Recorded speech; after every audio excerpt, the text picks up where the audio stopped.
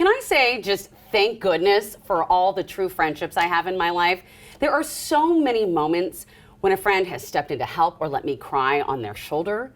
Teaching our children the importance of building lasting friendships, even soulful friendships, is key. And here to help us is teen coach Sheri Gazitt. Thanks so much for coming back. I'm so glad to be here. So you've been hearing from a lot of teens lately that they have friends, but they are lonely. Tell me about that. Yes, it's really interesting. So I'll talk to girls who have a large group of friends, but they still feel so lonely. And it really comes down to their friendships are not deep friendships. They're not soulful. They're very superficial. So they don't like share a lot of stuff. They don't feel secure in those friendships. So they just really feel lonely. And in fact, the more people they're around, the more lonely they feel. That's so sad because you have to be a little bit vulnerable. And if you don't feel safe being vulnerable, then you can't. So how, you say it boils down then to superficial versus soulful friendships, right? Right.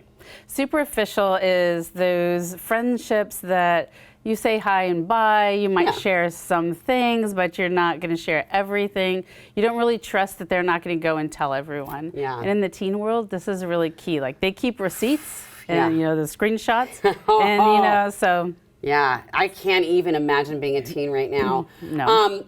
Well, let's talk about the friendship circle. We all have one, and I want you to break it down. You have this awesome image right here for that. Yeah, so we all have acquaintances in our world, and what we want to do is think of the people we want to bring into the middle, where they're our best friends, right?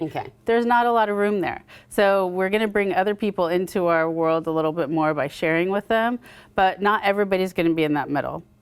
But we have to make a decision. Do we want to bring people in?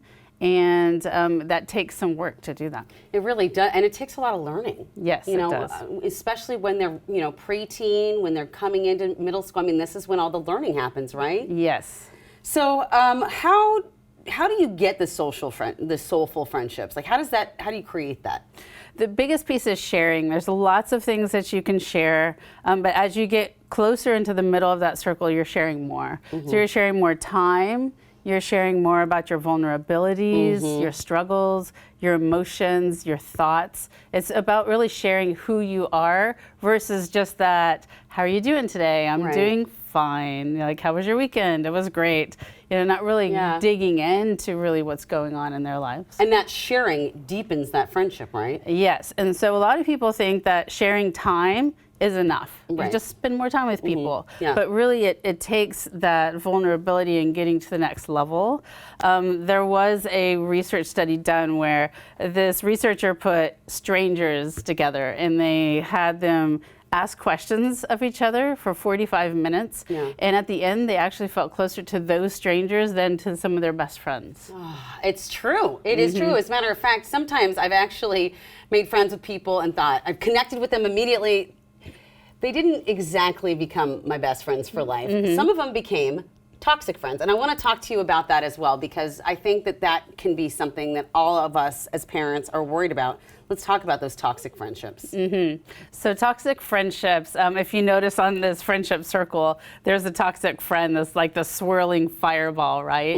And so a toxic friend is really somebody who, that vulnerability lends itself to being torn down, using that vulnerability against you rather than being closer and loyal. So, and also the toxic friends take up space that other friendships could be flourishing, but the toxic friend comes in and tries to kind of manipulate the situation and tear things down. Now, I will say for teens who are in these toxic friendships, it's because they're learning, right? Sometimes it's the dynamic. It's not that one person is horrible. It's that just the dynamic is not great and they're still learning how to set boundaries and stand up for themselves. So we have to just sit back and let them do this because it's really hard. Yeah, so not entirely sit back. We can encourage them and support them and teach them along the way, but we can't live their lives for them. I have a question because I've seen this in action before where these toxic friends come into that closed circle, but then they start to push all the other friends away. And so then you're sitting there and you're like, oh my gosh, what is happening? So what are some what are some ways we can train our children to avoid toxic friendships or even identify them?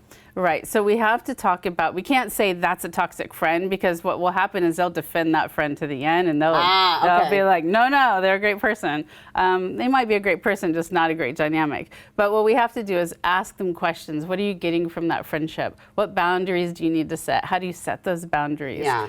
And if they're pushing other people in the group, the friend group away, it's important for your daughter then to create those individual friendships so that those are secure and this toxic friend can't destroy them all. That's so important. Thank you so much for sharing all this. I have to say, I know there's so many more things to do, but in just closing thoughts, what would you say to parents about this? That it's a conversation we have to have. We tend to say to our kids, just go talk to people, just create friendships. But there are rules, there's skills in creating these friendships, especially in the teen years. So we can't decide who their friends are, but we can help them to navigate those ups and downs of friendships. So well said. Thank you so much for coming. It's always a pleasure talking to you. Always. I learned so much. I hope you did too.